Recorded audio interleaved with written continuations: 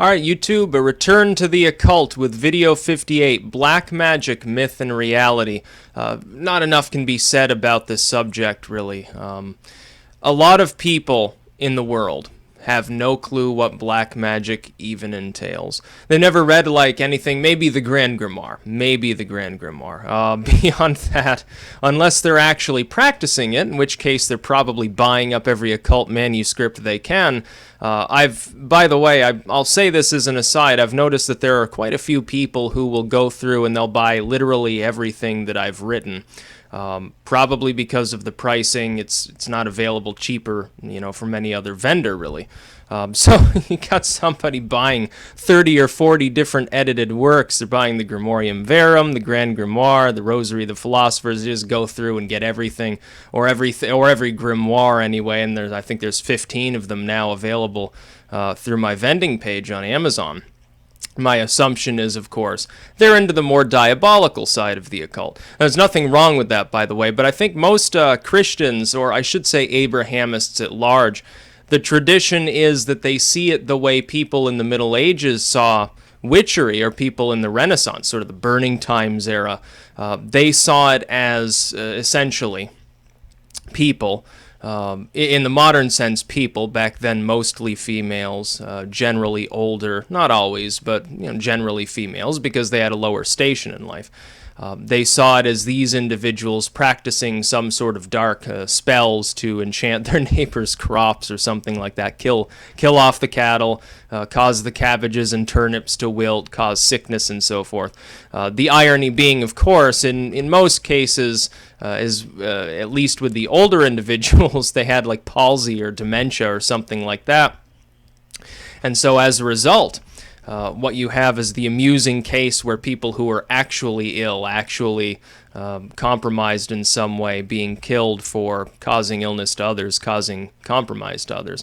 The other thing is that a lot of skilled herbalists who actually knew the rudiments of medicine, who tended to be almost as literate as the clergy in some cases, or they were living on the fringes of society, and they were sort of like mountain people, like, I don't know, rural Appalachian mountain people, with their own herbal sort of remedies and potting up their plants, canning everything.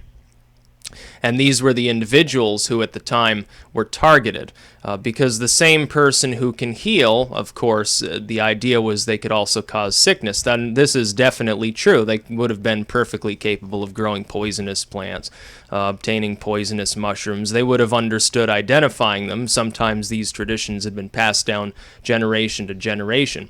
But that's essentially the view to dark magic that you have, the idea today among most Christians, among most Abrahamists in general, is that black magic involves specifically harming others through supernatural means, as well as the attendant sort of New Age philosophy, the post-satanic panic, although it starts earlier than that, sort of Rosemary's Baby, silver screen generation and forwards. The idea of possession, causing it deliberately to another person, the idea of attempting to lure especially the younger generation, especially teenagers, into the occult, or cult activity that masquerades as the occult, has something to do with the occult, devil worship or whatever, but is primarily, it revolves around sex and drugs, sort of the hippie era stuff. Essentially, society labels whatever it doesn't like as being dark magic, if there's an element of superstition.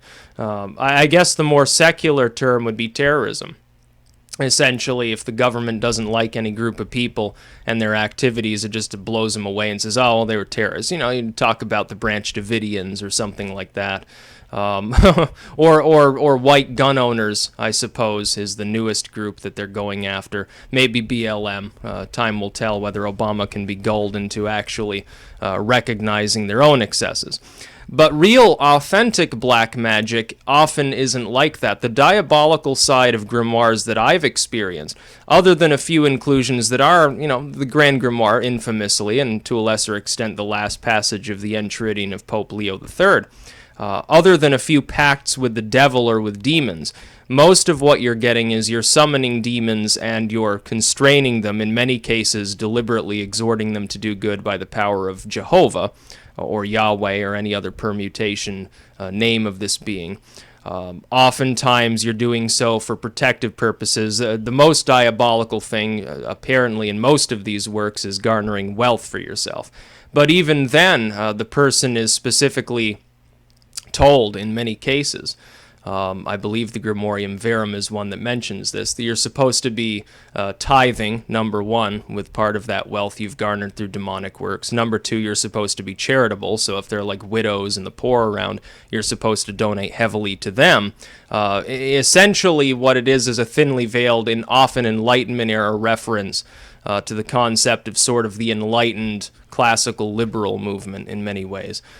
Some of these hand guides quite literally, although there's a thin veil over what they're saying, they quite literally excoriate the idea of monarchy. Some of them could be taken as sort of aristocratic works against monarchic movements.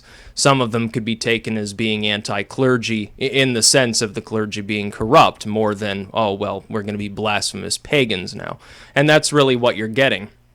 The other diabolical side that you're getting are very strange folk rituals, which really they don't necessarily root in any tradition other than the cultural. For instance, the Little Albert, the Petite Albert that I edited, put into English in the first good edition, by the way, I will mention. I'm going to toot my own horn on that one until time ends, because yeah, I deserve it on that specific edition. The Little Albert talks about sort of French folk rituals, if you will. For instance, taking certain incense and burning it in the skull of animals or on a torch on the perimeter of your village to chase away, I don't know, wolves or the miasmas, or there are different charms for stopping dog attacks. You know, wearing a wolf's tooth will stop a dog attack. You know, putting a dog skull outside of your cattle pen will keep the coyotes, the wolves away. There are ways to chase away like rabid animals. But all of these things, while they are very strange, and there is sort of the bat's blood and the wing of an owl and a boiled cat's skull sort of rituals there, most often, while they seem diabolical in their working, the result would be considered white magic almost. It's for healing purposes or protective purposes. Likewise, some of the rituals that seem quite white and fluffy on their face, the result that they bring around is anything but. For instance, the practice of taking a bucket of seawater and certain herbs and incanting over them, and through this charm, it's actually strange. You can make it appear as though your neighbor's house is full of seawater. I'm not sure exactly where that tradition comes from. It's some sort of weird trick. It probably involves hallucinogens if you dig more deeply into it, but I haven't been able to quite fathom exactly where they're coming from on that one quite yet. And so the diabolical side of the occult, the dark magic, the black magic aspect, most often those groups that do the real over-the-top rituals, most often are a bunch of atheists. For instance, we would think of the Black Mass of the Church of Satan. The Church of Satan is comprised of atheists. They don't actually believe in a literal Christian Satan.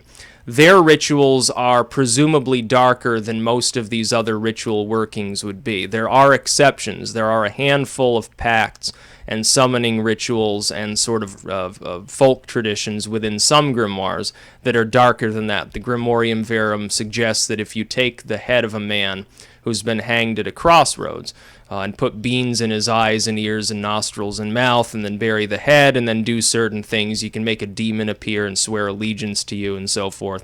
And it's very strange. The Hand of Glory maybe would be another practice. In Iceland, I know they have a practice where you take a dead thief and you're supposed to deflesh everything from the waist down, and you sort of wear the dead skin, the dead preserved skin of the thief, and in the scrotum, which is sort of sewn shut, you put like coins in there and walk around with this, and it's supposed to have certain magical properties. There's actually apparently one pair that still exists from that period that's on display in a museum somewhere in Iceland. I'd have to look up specifically where. So there are certainly strange, warped, what we would consider morbid rituals, but quite often they're not for literally cursing people. They're not for destroying life in many ways. They're actually for the preservation of life. As I mentioned, the demonic summoning rituals being often concerned with gaining wealth or prestige or power or something. you're exhorted to be charitable, at least to the poor and to the widows and orphans and people like that. Not necessarily charitable to the monarch, not necessarily charitable towards organized religion, but you're supposed to give to your neighbors and friends and make their lives better, so that things go more smoothly, so that you're literally a holier person. And in many cases, even with the most diabolical workings, the person has to remain chaste, they have to pray, they have to bathe ritually, abstain from fornication, and so forth, for a period sometimes quite lengthy, sometimes rather short, and they're supposed to be quite pious.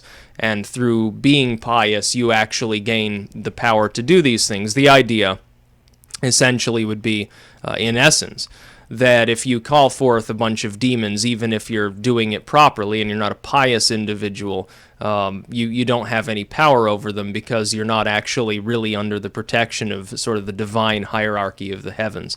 And so that would be a little bit about black magic, some misconceptions that people have about it. The diabolical often, if the ritual is diabolical, the result may not be. And if the result of a ritual is diabolical, it may be accomplished through means that are not themselves diabolical. If you've read any grimoires, or if you've read any of these sort of occult manuscripts, you would understand that. I would in closing, point one final thing out, which is sort of the tarot and astrology and all of these other things within the lexicon of fortune telling, especially within Americana. If you go back to the late 1800s, you'll find numerous works of this type that delve into what could be considered even forms of gambling, sort of marriage rituals and so forth. And they're smiled upon by active, pious Christians as being capable. It's sort of a fusion of, during the Victorian and pre-Victorian era, it's really a fusion of sort of pagan ideology, especially Roman and Greek, or sometimes Egyptian, a fusion of that as it's rediscovered by the Western world with Christianity. It's really quite interesting to look at Victorian styles of piety and really what it was all about. It's quite interesting if you get a chance to read, for instance, Napoleon's Oraculum, one of the best works of all. So that's a little bit about dark magic, black magic, the diabolical side of the occult. That's about all. Peace out.